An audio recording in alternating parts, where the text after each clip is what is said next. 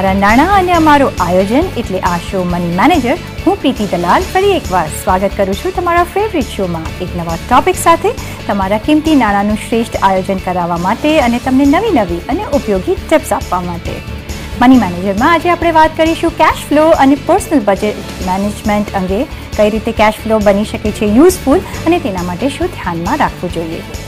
Personal ફાઇનાન્સની વાત કરીએ ત્યારે સામાન્ય રીતે આપણે બચત અને રોકાણ તરફ જ ધ્યાન આપતા હોઈએ છીએ, પરંતુ ખરેખર આપણે શરૂઆત કરવી જોઈએ આપણા કેશ ફ્લોથી અને કેશ ફ્લો બનાવવાથી. કેટલા લોકો એવા હોય છે કે જેમને તેમના કેશ ફ્લોની જાણ હોય છે? જવાબ છે ખૂબ ઓછા. પણ તમારા નાણાંને યોગ્ય રીતે સાચવવા, કેશ ફ્લોને બરાબર સમજી લેવામાં આવે તો ઘણી બધી સમસ્યાનું સમાધાન સરળતાથી મેળવી શકાય છે. તો આજે આ જ વાતને સમજવા અને સમજાવવા આપણી સાથે આજના એપિસોડમાં પહેલી વાર જોડાઈ રહ્યા છે certified financial planar Kalpesh Ashar, કે જે ફૂલ સર્કલ ફાઇનાન્શિયલ પ્લાનર્સ એન્ડ એડવાઇઝર્સથી જોડાયેલા છે. કલ્પેશભાઈ, તમારું સ્વાગત છે મની મેનેજરમાં. અને આપણે શરૂઆત કરીશું જે આપણો આજનો ટોપિક છે એ પ્રમાણે કે કેશ ફ્લો એટલે શું?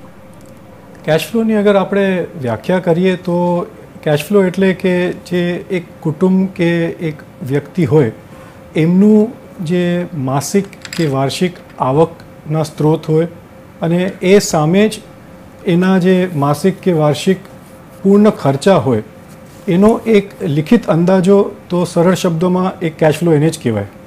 બરાબર છે. તો તમારા ઇન્કમ, તમારા એક્સપેન્સ, તમારી જે ઇન્કમ આવે છે એ જે તમે એક પેપર પર લખી કાઢો તો તમને એ ખબર પડશે કે તમારો કેશ ફ્લો શું છે. પણ કલ્પેશભાઈ, મુખ્યત્વે એવું થાય છે કે લેડીઝ ઘરના ખર્ચા સંભાળતી હોય છે, હસબન્ડ આપી દેતા હોય છે કે ભાઈ લે આ તારા મહિનાના ખર્ચના પૈસા. પણ એ ઉપરાંત મેન ઓફ ધ હાઉસ બીજા બધા બહારના ખર્ચા પણ કરતા હોય છે, બીજા બધા બહારના ઓબ્લિગેશન્સ ચૂકવતા હોય છે. તો તમને શું લાગે છે આ બેવનું એક કોન્સોલિડેટેડ એક જગાએ કેશ ફ્લો બનાવવો જોઈએ ને એ બનાવવું જોઈએ જેથી ખબર પડે કે કેટલો ખર્ચો થઈ રહ્યો છે? બિલકુલ. આપણે વધારે પડતું એમ જોઈએ કે ઘરોમાં, ઘણા બધા ઘરોમાં એક પદ્ધતિ હોય કે જે મેન ઓફ ધ હાઉસ હોય એ એક મહિનાના શરૂઆતમાં લેડીઝને એક સામટી રકમ કે એક લમસમ અમાઉન્ટ આપી દે અને જે લેડીઝ હોય એ પોતા પ્રમાણે જે એના દાયરામાં આવતા હોય એ બધા ખર્ચાનું એક નોંધ કરતી હોય છે.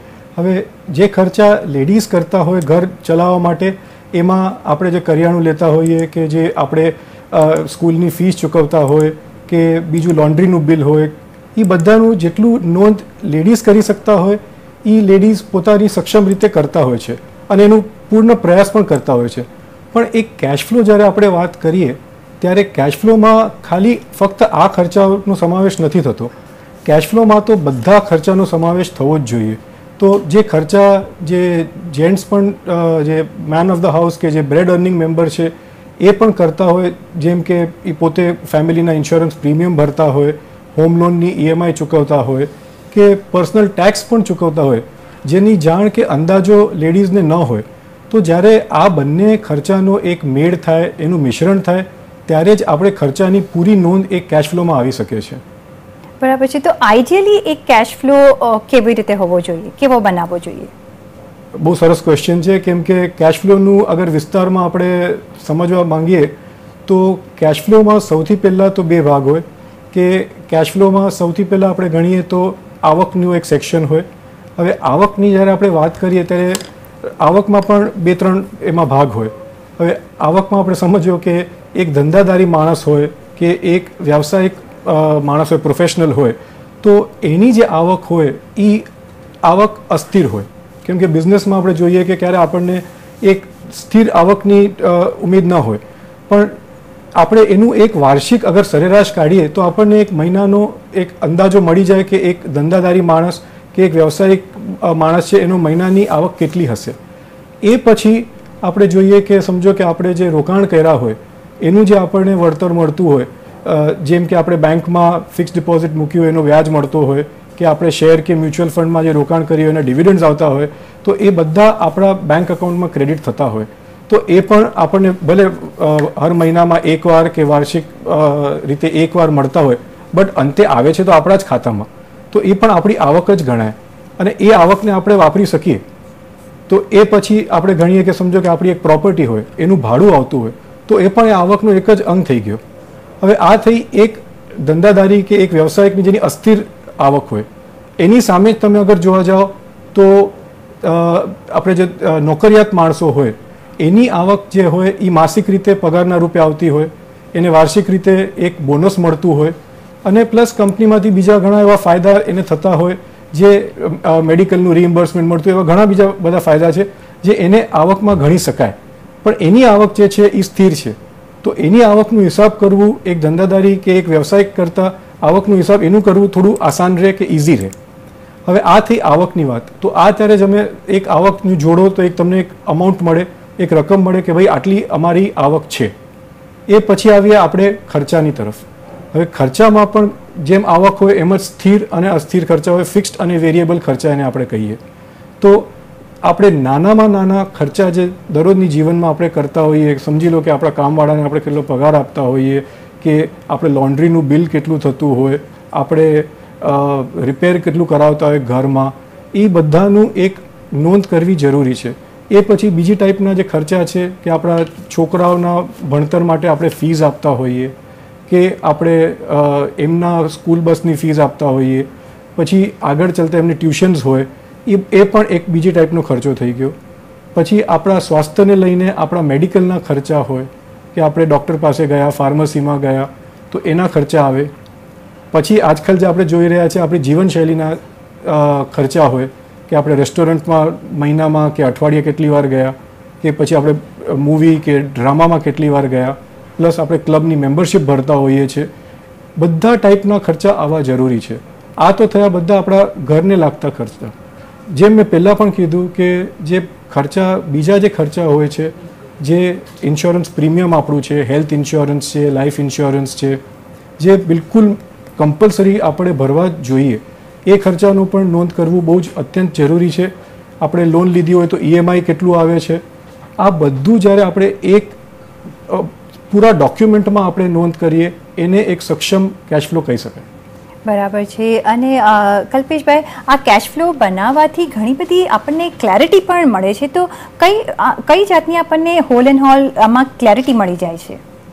ક્લેરિટીની વાત પ્રીતિબેન કરો તો બહુ જ ક્લેરિટી મળે છે. ફક્ત આપણે આત્મનિરીક્ષણ કરવો જરૂરી છે, કે આપણે ઇંગ્લિશમાં એને ઇન્ટ્રોસ્પેક્શન કહીએ, એ કરવો જરૂરી છે. કેમ કે જ્યારે એક સક્ષમ કેશ ફ્લો બનીને બહાર આવે છે, ત્યારે ફક્ત આપણને નહીં, પણ અગર જો આપણે એક ફાઇનાન્શિયલ પ્લાનરને પણ આપણો કેશ ફ્લો બતાવીએ, તો એ તો પોતાની એક નિષ્ણાંતની નજરે અગર એમાં ટિપ્પણીઓ જે કરે, એમાં આપણા લાઇફસ્ટાઇલમાં કે જીવનશૈલીમાં ઘણો બધો ફેરબદલ આવી શકે છે.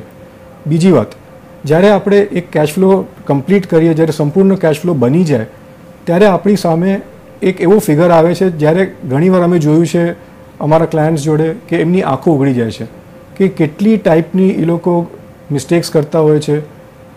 અને સૌથી અગત્યની વાત એ છે કે કેશ ફ્લોનું મહત્ત્વ એ જ છે કે કેશ ફ્લોથી આપણને જાણવા મળે કે શું આપણો મહિનાનો કે વર્ષનો ખર્ચો આપણી આવકથી વધારે છે, અને જો વધારે છે તો આપણે એ ખર્ચો કેવી રીતે કરી શકીએ છીએ, અને શું એ ખર્ચો કરવો જરૂરી છે.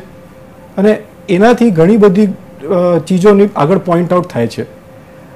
બીજી વાત, એ આ જ ચીજનો એક વિપરીત અગર આપણે ઉદાહરણ લઈએ તો આપણી આવક બહુ સરસ હોય અને એ સામે આપણા ખર્ચા બિલકુલ મામૂલી હોય, તો સ્વાભાવિક છે કે એ જે બચેલી રકમ છે એ આપણા બેંક એકાઉન્ટમાં કે આપણા હાથમાં રહી જાય છે. હવે ફક્ત બચત કરીને ખુશ થવું એ કંઈ સાચી વાત ન કહેવાય, કેમ કે એ જ બચતને આપણે યોગ્ય રોકાણમાં નાખીએ, જેનાથી આપણા નાણાકીય લક્ષ્ય કે ફાઇનાન્શિયલ ગોલ પૂરા થાય, તો જ આખા કેશ ફ્લોનું મહત્ત્વ બહાર ઉભરીને આવે છે.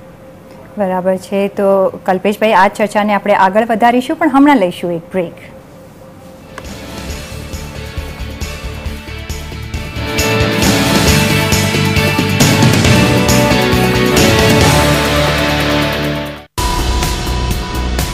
શેર સંબંધિત પ્રશ્નો માટે કરો SMS BH સ્પેસ સ્ટોકનું નામ સ્પેસ તમારો પ્રશ્ન અને સેન્ડ કરો 51818 પર. તમારા પ્રશ્નો, અમારા ઉત્તર કરશે નફાના ગુણાકાર, નુકસાનના ભાગાકાર. આવી ગઈ છે બજાર હેલ્પલાઇન. તો હમણાં જ કરો SMS BH સ્પેસ સ્ટોકનું નામ સ્પેસ તમારો પ્રશ્ન અને સેન્ડ કરો 51818 પર અથવા જોડાવો ફેસબુક કે ટ્વિટર દ્વારા અને જોડાવો અમારા એક્સપર્ટ સાથે. બજાર હેલ્પલાઇન માત્ર CNBC બજાર પર.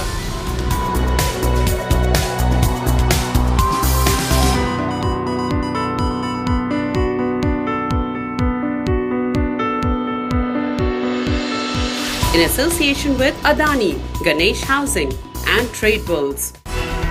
ના પ્રાયોજક છે ઇન્ડિયન ટ્રેડિંગ લીગ. બદલાતા ચહેરા વ્યાપારના, બદલાતા ગણિત બજારના, ખબર વિશ્વ અને ભારતના બજારના. અમે આપીશું પડપડની ખબર. હરેક ખબર કરશે અસર તમારા રોકાણમાં. બજાર સમાચાર માત્ર CNBC બજાર પર.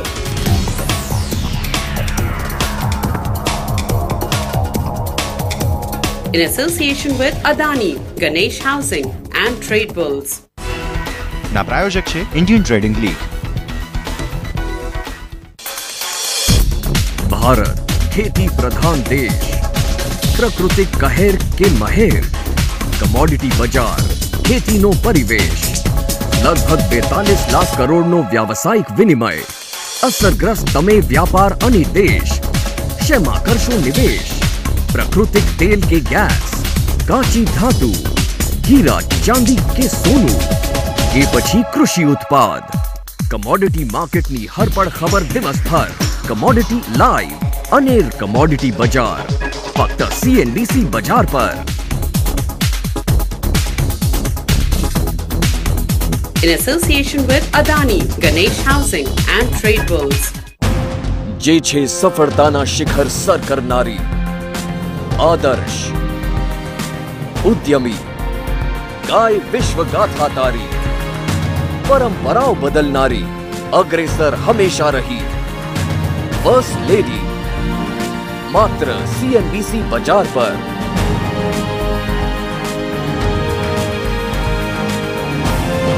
In association with Adani, Ganesh Housing and Trade Bulls. ના પ્રાયોજક છે ઇન્ડિયન ટ્રેડિંગ લીગ. માર્કેટની મૂંઝવણ, શેર માર્કેટની ગૂંચવણ, હર રોજના અનિશ્ચિત ઉતાર ચઢાવ, શેર માર્કેટની માયાજાળ, બચાવ માટે લેશો કોની આડ? મૂળભૂત માહિતી અને સાધન સજ્જ વિશેષજ્ઞોની સલાહ સાથે તમારા રોજના નિવેશનો શુભારંભ કરો. શુભ મુહૂર્ત સાથે. માર્કેટ મુહૂર્ત માત્ર CNBC બજાર પર.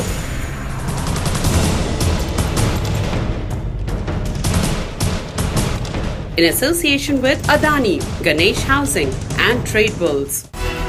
ના પ્રાયોજક છે Indian trading league.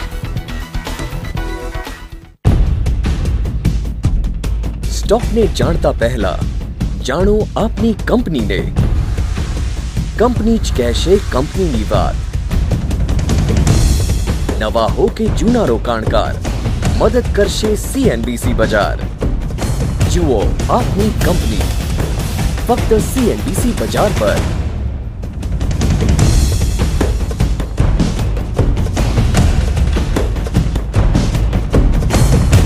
In association with Adani, Ganesh Housing and Trade Bulls. ના પ્રાયોજક છે ઇન્ડિયન ટ્રેડિંગ લીગ. વ્યાપારના દિગ્ગજ હશે પ્રત્યક્ષ. આજે આપણી ફિલ્મોનું બજેટ 80 કરોડથી 100 કરોડ સુધી પહોંચ્યું છે, જ્યારે હોલિવૂડની ફિલ્મનું બજેટ 3000 કરોડથી 4000 કરોડ. તળાવની સાઇઝ વધારે મહત્વની છે માછલીની સાઇઝ કરતાં. અમે એક માણસ છીએ. અમે કોઈ દી અમીર નહોતા આજે અને અમે કોઈ દી ગરીબ નથી. જાણો તેમને અને તેમની જીવનીને રૂબરૂ. રૂબરૂ માત્ર CNBC બજાર પર. In association with Adani, Ganesh Housing and Trade Bulls. ના પ્રાયોજક છે ઇન્ડિયન ટ્રેડિંગ લીગ.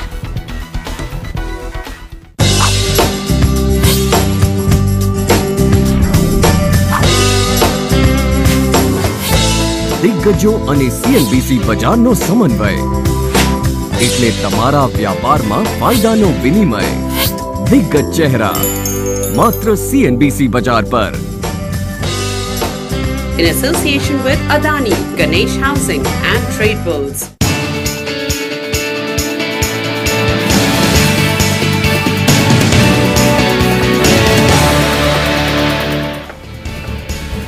બ્રેક પછી સ્વાગત છે. આ ચર્ચાને આપણે આગળ વધારીએ તો કલ્પેશભાઈ, મને એમ કહો, as a financial planner cash flow જોઈને તમે શું મેકઆઉટ કરી શકો છો?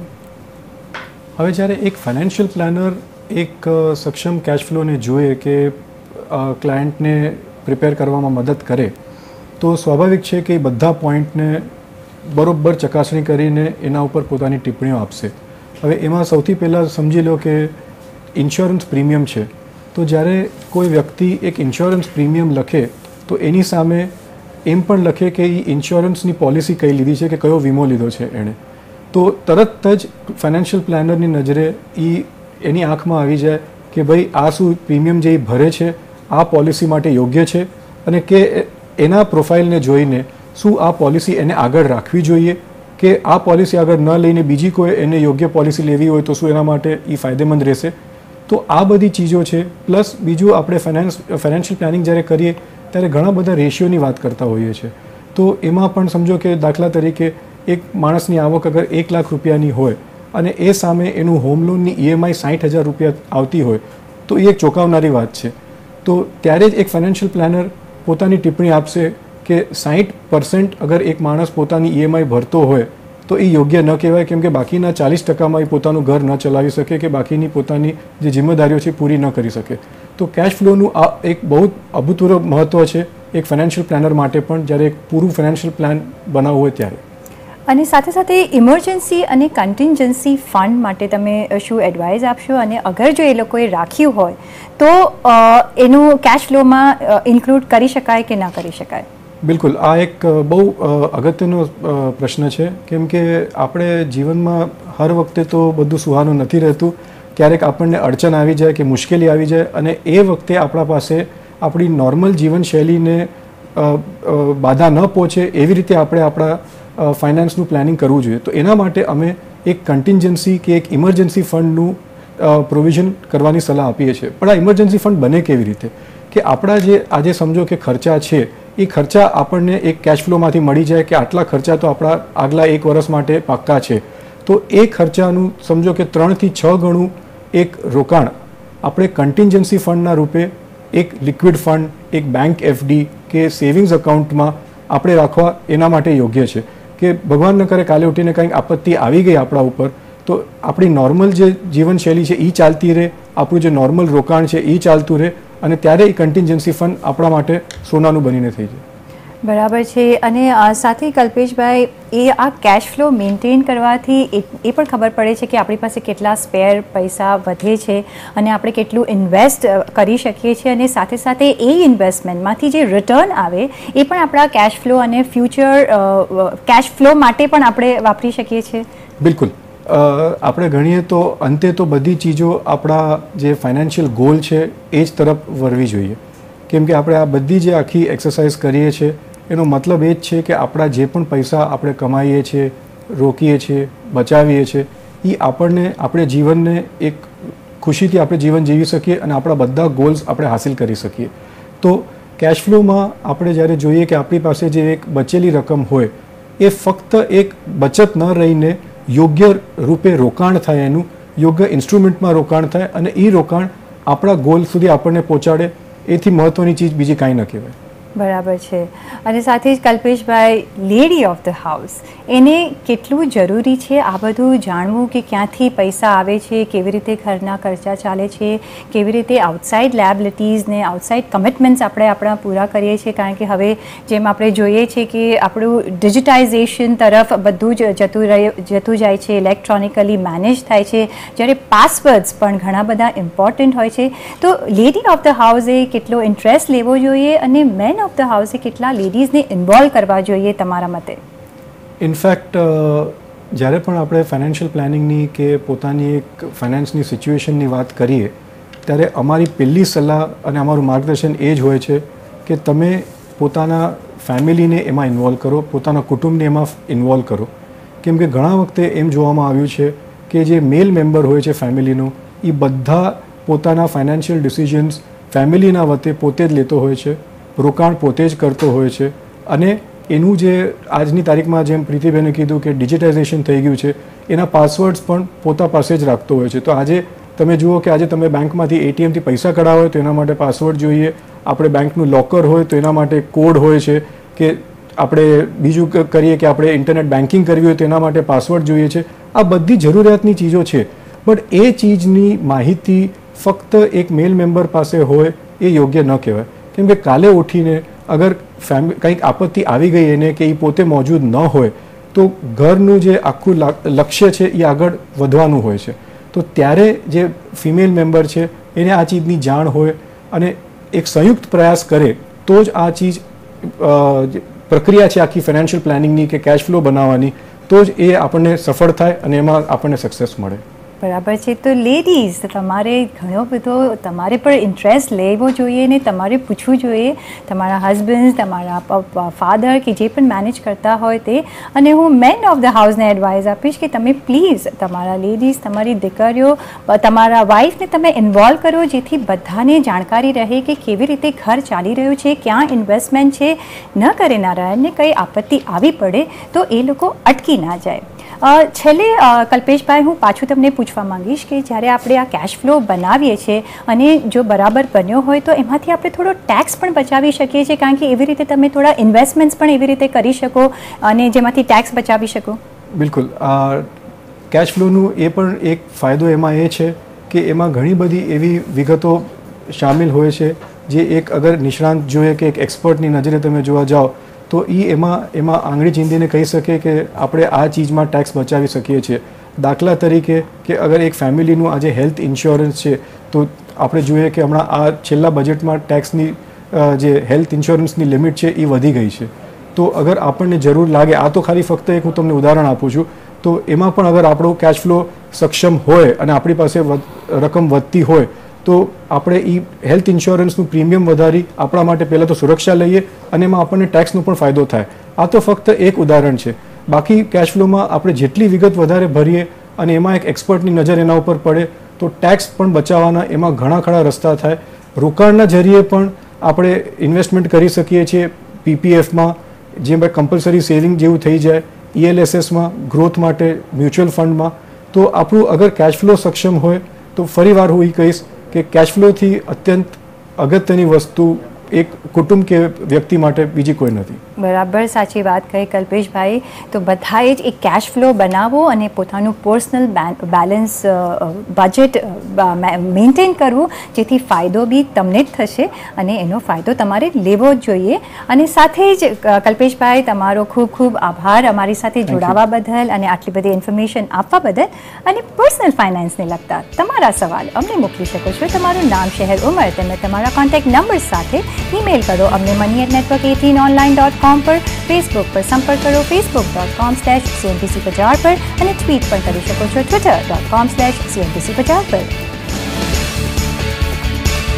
અને અત્યારના મની મેનેજરમાં બસ આટલું જ, પણ પાછા ફરીશું એક નવા એપિસોડમાં એક નવા ટોપિક સાથે. ત્યાં સુધી આપશે રજા. નમસ્કાર.